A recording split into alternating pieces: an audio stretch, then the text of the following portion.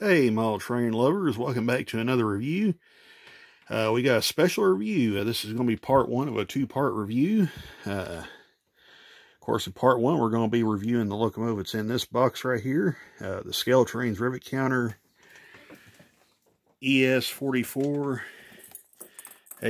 I'll turn it over and get a better look at that. Of course, it's decorated as a Bnsf 5538, which is a ES44C4 in the H3 scheme. So it's going to be a really cool locomotive. I know a lot of people have been looking forward to seeing this. Of course, part two, and I just lost my dang coupler height gauge, so I'll have to fish it out. But anyway, I know you guys are going to want to see this review. Of course, part two, we're going to compare it to an Athearn Genesis and a Walthers Mainline ES44. So hopefully by then I'll have my new DCC system. We'll be able to go through all the sounds in it on each brand, let you kind of get a listen at each one. But anyway, I'll stop blabbing and we'll get straight into the review because, boy, there's a lot of details on this engine we got to look at. So stay tuned. We'll be right back. Okay, folks, and here it is. The Bnsf 5538 in all of its glory. Of course, I'll turn the line on where you can get a better look at it. And hopefully it'll focus a little better. Unfortunately, the lighting is not real good on the front porch, so it is what it is. So I do apologize for the glare, but it's either that or when I review it like that, it's going to be pretty dark. Well, it may not be that bad, so we'll give it a go like this. If not, we'll turn the light back on where you can get a better look at the details. But very nice locomotive. I'll tell you what, as they say, this engine is the hype. You know, it's just a really, really nice looking piece. Of course, this is a Bnsf ES44C4. It is denoted by the truck side frames, and I'll try to zoom in on them right there. And you see the little linkages right here on this. Let me turn the light on and see if I can get a better look. Yeah, there you can see it a little better. You see the little linkages right here, these two little cylinders. What this does, this center axle is actually dead. There's no traction motor in this axle. These two outer axles are powered. And basically what'll happen when the engine takes off from a dead stop, these cylinders will open, and this little linkage right here, it'll kind of go like that. And what it does, it pulls this center axle up off the rails and puts all of its weight on the drivers. The axle doesn't actually come all the way up off the rails, but it basically just lifts it just enough so that all the weight's being put on the drive axle. So that's basically how these C4 locomotives work. If you talk to crews that run them, you get kind of a mixed result as to how the prototype operates. Some of them like them, some of them really don't like them that much. But anyway, we'll save that for a different video for a different time. We're going to focus on the model here, and boy, I'm telling you, there's a whole lot of stuff here to look at. Of course, another thing about this particular locomotive, this is actually a version of the ES44 that's actually never been made in any scale, to my knowledge, by any manufacturer. This is what's actually known as a Tier 4 credit ES44 AC, or C4 in this case. Basically how that works, and it's a little murky how it works, but I'll try to explain it the best I can. Essentially, if a railroad buys a Tier 4 Gevo, the ET44AC in this case, or C4, in Bnsf's case, they are then allotted to where they can purchase the Tier 4 GEVO actually allows the railroads to earn credits, which they can then use to purchase essentially a Tier 3 locomotive, which is what this one is. And if I get any of this wrong, for any experts that watch this, please feel free to comment and correct me if possible. But basically how I understand it is, a railroad buys a Tier 4 locomotive. They are then awarded credits to purchase a Tier 3 locomotive. And the reason why that's done, from what I understand, the Tier 3s are actually better get better fuel economy. I've also heard that some of the technology is better with these ES44s than they are the Tier 4 GEVOs. Again, I'm no expert on that. You know, I'll leave that to the people that are way smarter than me. But anyway, the way I understand it, the ES44 actually gets slightly better fuel economy than the Tier 4. Railroads seem to, BNSF seems to prefer the ES44s. So basically that's how that works. This is actually what's known as a ES44C4 tier, or T4C, I think is the official name of this locomotive. Of course, BNSF just calls them ES44C4 like all their previous models. But anyway, that's kind of a little rundown of how that works. But it's a very interesting locomotive. It's kind of interesting Scale Trains actually did this version. That's actually pretty cool. When I was looking up the prototype road numbers for this locomotive, 5338 is one of the Tier 4 credit ES44C4. So pretty neat. It's kind of neat. Scale Trains actually took a leap and did this. It's really, really neat. So, but anyway, we'll focus on the review. We'll start here, of course, at the trucks. We'll zoom back in on them again. Of course, very, very nice detailing here. You see we got some window tinting right here, which looks really, really good.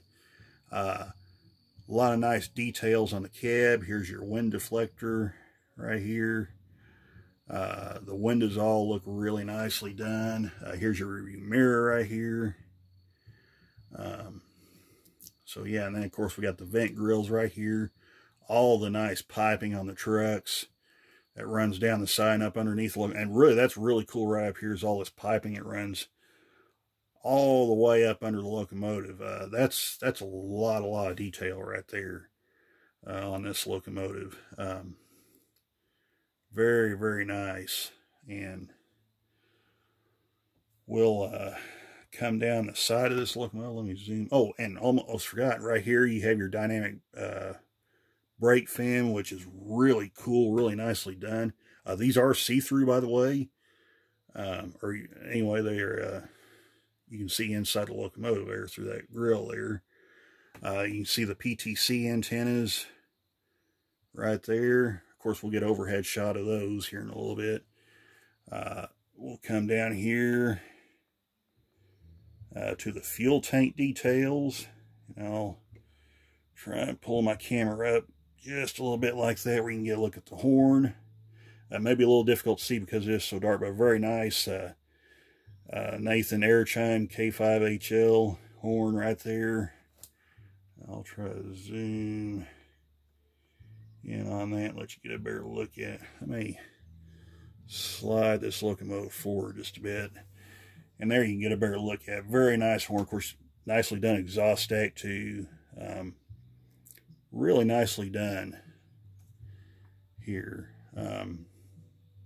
So it's really, really cool. And of course, I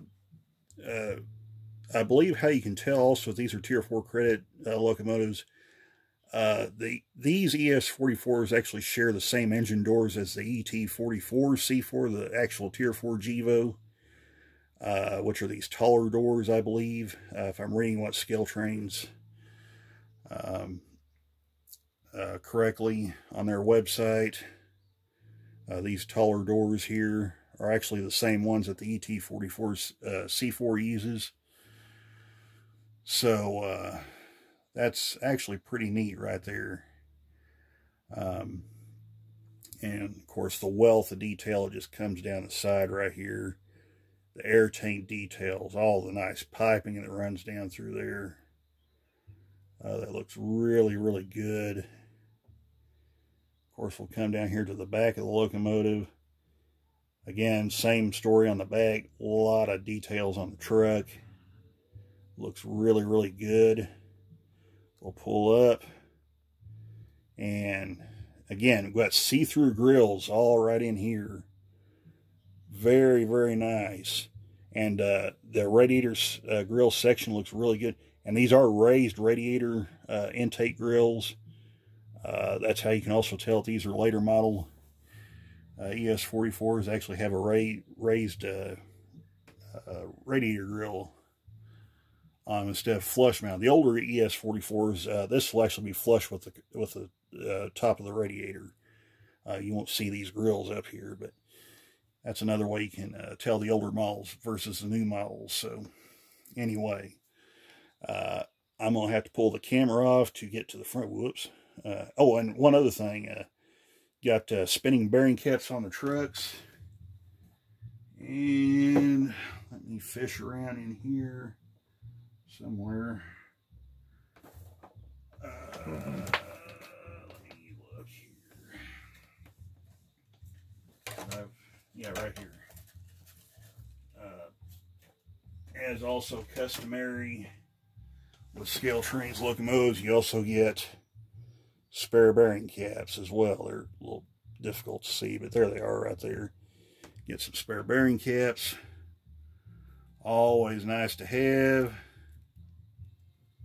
So, yeah.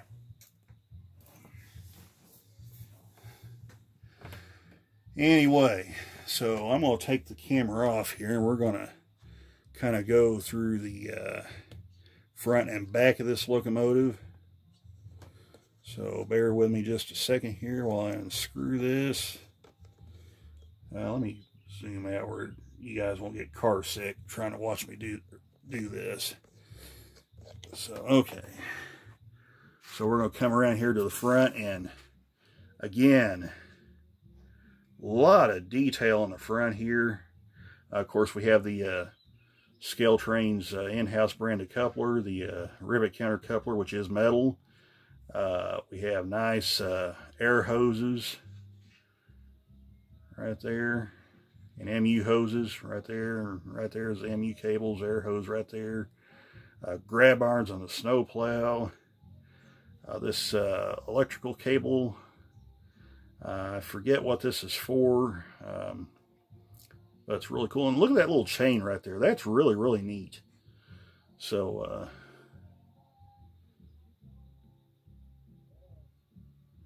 yeah, it's really, really cool. Of course, we got ditch lights here. Very nicely done. The handrails are all nice and straight. Look really good. Window on the nose door here. Of course, got the nose mounted headlights, customary with most ES44s, with the exception of Norfolk Southern. NS engines would have their headlights mounted up here, but these are correct for all the other roads. So, of course, nicely done number boards, and you can get a better look at that PTC antenna, which is really nicely done. That looks really good. Boy, I like that. Of course, we'll come across the top of the engine. I gotta tell you, it looks really, really nice there. There's the K5HL. There's a nicely done exhaust stack. And the heat exchanger fans, boy, those look really nice. And of course, the radiator section right there. Very, very impressive engine. Of course, we'll grab it and slide it forward here. And we'll, well, you know what? I think instead I'll just pause it and we'll turn the engine around. We'll get a better look at the back here. But yeah, one last look at the engineer's side of the locomotive. Very, very nice. And yes, the windows are tinted. Just with the light on my camera, it doesn't look that way. But anyway, we'll spin this engine around, let you get a look at the other side here. Okay, and we got it spun around now, and of course more of the same on this side. A lot of nice detailing here. We'll zoom in on the trucks on that side. A lot of nice grill detail right here. The decaling is all very nicely done.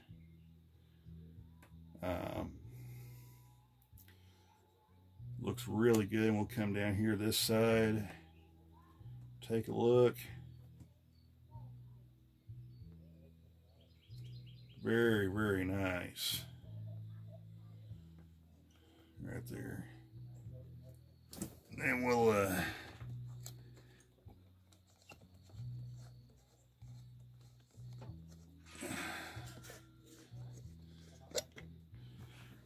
come around to the back here.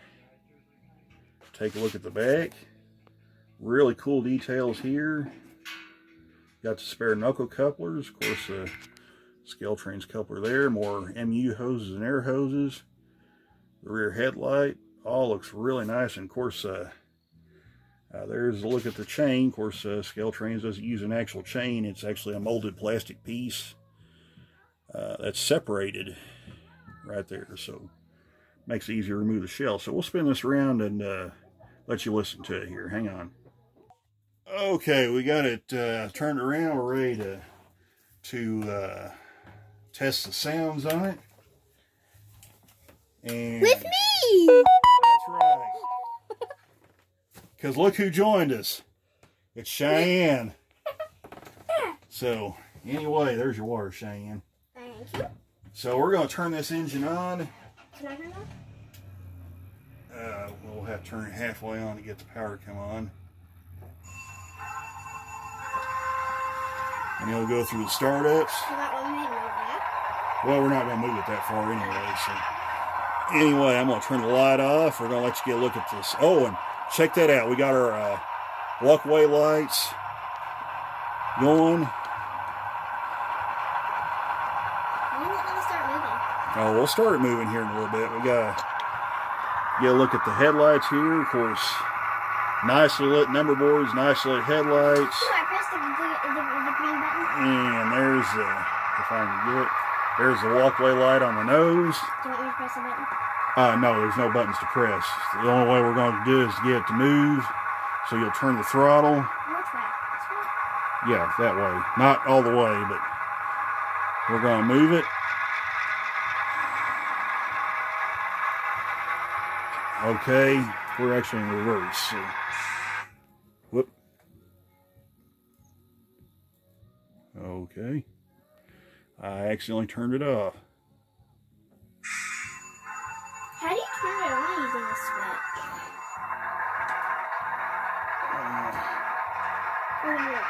If you're in reverse or reverse. Yeah, that one. You're good. Okay, I'll crank it. Okay.